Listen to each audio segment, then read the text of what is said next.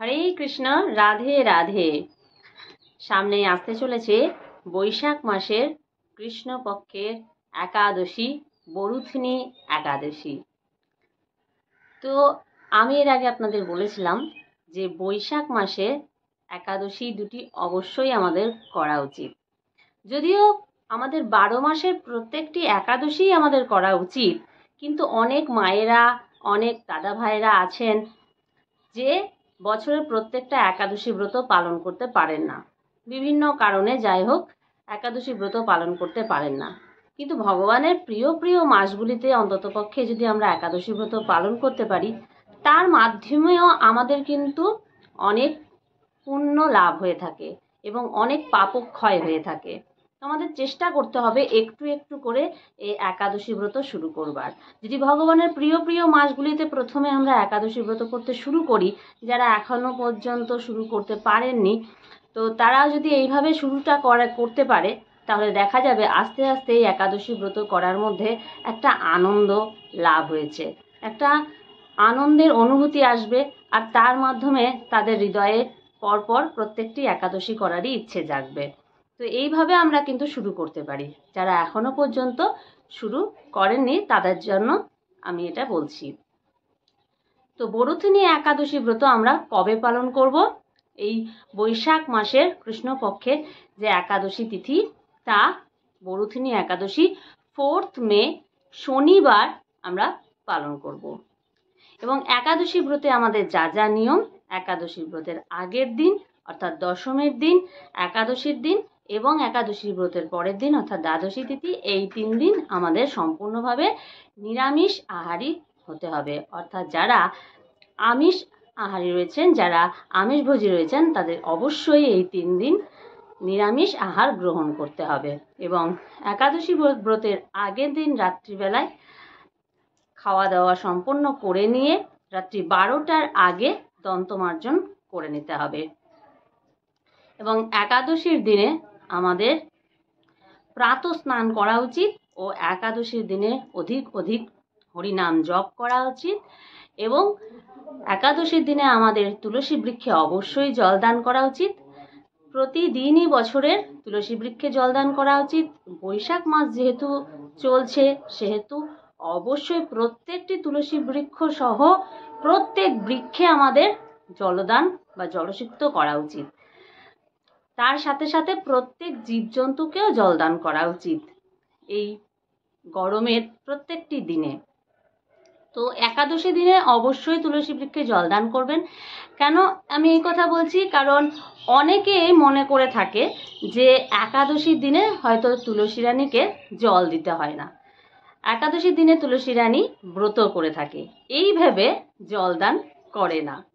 তো অনেকেরই এটা ভুল ধারণা, কারণ অনেকে অপপ্রচার করে যে রবিবারে তুলসী বৃক্ষে জল দিতে নেই, একাদশীতে তুলসী বৃক্ষে জল দিতে নেই। এই নিয়ে আমি একটি ভিডিও আপনাদের দিয়ে রেখেছি, আপনারা গিয়ে দেখে নিতে পারেন যে একাদশীতে এবং রবিবারে জলদান করা যায়। বছরে 365 দিনই তুলসী বৃক্ষে জলদান করা যায়।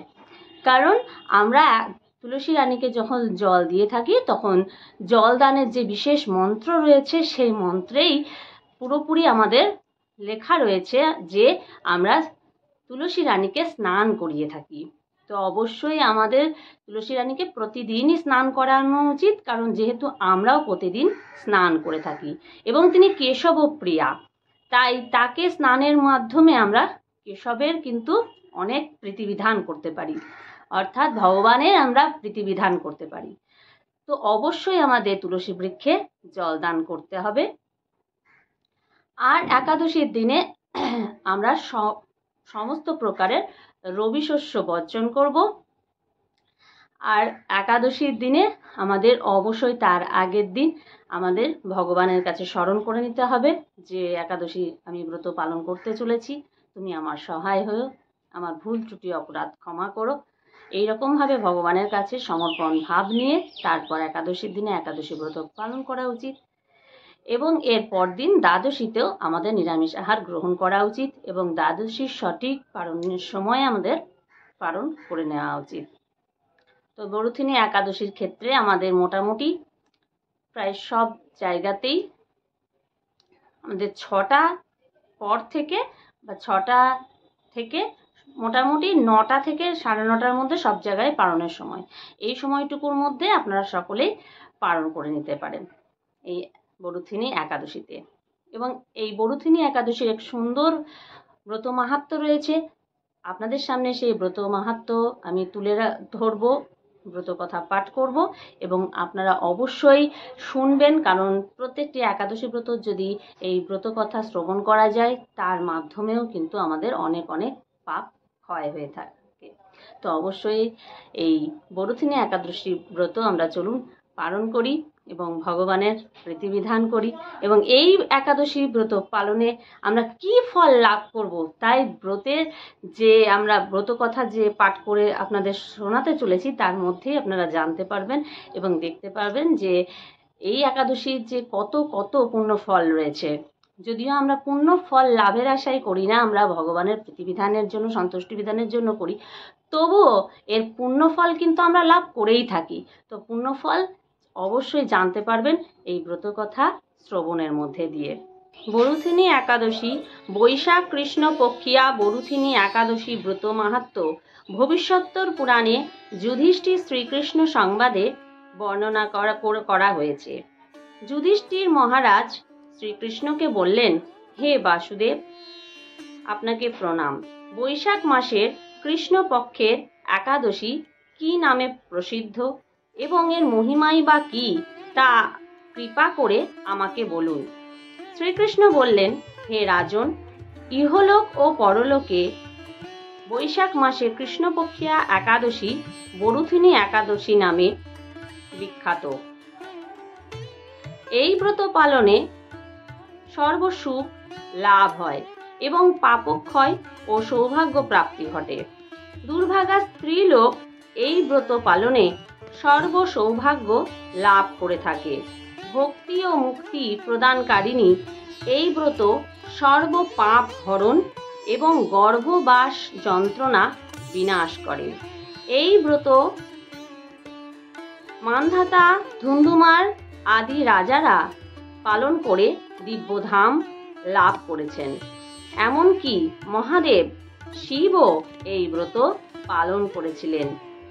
10,000 বৎসর তপস্যার ফল কেবলমাত্র এক বরুথিনী ব্রত পালনে লাভ হয়।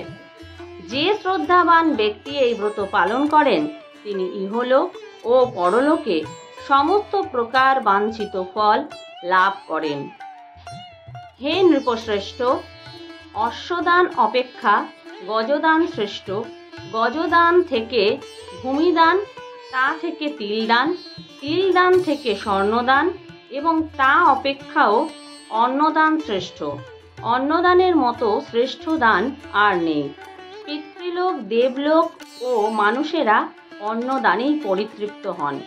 পণ্ডিতেরা কন্যাদানকে অন্নদানের সমান বলে থাকেন। স্বয়ং ভগবান গোদানকে অন্নদানের সমান বলেছেন। আবার এই সমস্ত প্রকার দান থেকেও বিদ্যাদান শ্রেষ্ঠ। কিন্তু এই বরুথিনী ব্রত পালনে সেই বিদ্যাদানের সমান ফল লাভ হয়ে থাকে। পাপমতী যেসব মানুষ কন্যার উপার্জিত অর্থে জীবন ধারণ করে, পুণ্যক্ষয়ে তাদের নরক যাতনা ভোগ করতে হয়। তাই কখনো কন্যার উপার্জিত অর্থ গ্রহণ করা উচিত নয়। যে ব্যক্তি বিভিন্ন স্বর্ণালঙ্কার সহ কন্যাদান করেন তার পুণ্যের হিসাব স্বয়ং চিত্রগুপ্ত করতে অসমর্থ হন।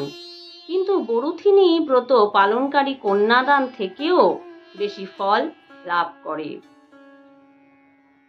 এবং ব্রতকারী ব্যক্তি দশমীর দিনে কাঁসার পাত্রে ভোজন, মাংস, মসুর, ছোলা, শাক, মধু, অন্যের প্রদত্ত অন্নগ্রহণ, 2 বার আহার ও মৈথুন পরিত্যাগ করবে। দ্রুতক্রিয়া, নেশাজাতীয় দ্রব্য, দিবানিদ্রা, পরনিন্দা, পরচর্চা, প্রতারণা, চুরি, হিংসা, মৈথুন, ক্রোধ ও মিথ্যা বাক্য একাদশীর দিনে বর্জনীয়। কাঁসার পাত্রে ভোজন, মাংস, মসুর, মধু, তেল, মিথ্যা ভাষণ, ব্যায়াম, 2 বার আহার ও মৈথুন এসব দ্বাদশীর দিনে পরিত্যাজ্য। হে রাজন, এই বিধি অনুসারে বরুথিনী ব্রত পালনে সকল প্রকার পাপের বিনাশ এবং অক্ষয় গতি লাভ হয়। যিনি হরিবাসরে রাত্রি জাগরণ করে ভগবান জনার্দনের পূজা করেন, তিনি সর্বপাপ মুক্ত হয়ে পরম গতি লাভ করেন। তাই সূর্যপুত্র যমরাজের যাতনা থেকে পরিত্রাণের জন্য পরম যত্নে এই একাদশী ব্রত পালন করা কর্তব্য। বরুথিনী একাদশীর ব্রত কথা শ্রদ্ধা ভরে পাঠ বা শ্রবণ করলে সহস্র গোদানের ফল লাভ হয় এবং সর্বপাপ থেকে মুক্ত হয়ে বিষ্ণু লোকে গতি হয়। হরে কৃষ্ণ, রাধে রাধে।